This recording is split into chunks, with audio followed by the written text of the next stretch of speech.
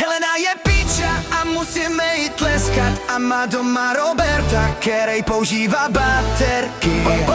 Je to krásná helča, která patří Arum Gladiatoru. Je nebezpečná, dávejte pozor. Je nebezpečná. Dávejte pozor. Je nebezpečná, dávejte pozor.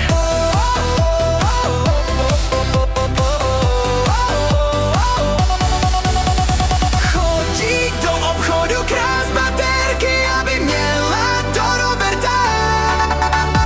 A večera nespí, každý ráno křičí ano, ano, si paskudnosti. Helena je potom unavená, nechce chodit do práce, protože jí píča bolí. Všichni to víme, všichni to vidíme, ona to ví. Ej, my to všichni víme. Helena je potom unavená, nechce chodit do práce, protože jí píča bolí. Všichni to víme, všichni to vidíme, ona to víme.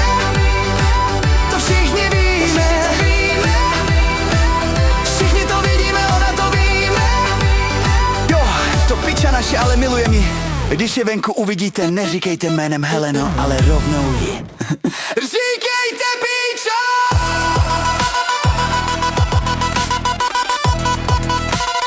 Tuhle písničku máš ode mě z lásky, takže já tě miluju, on tě miluje, oni tě milujou a ty seš píča!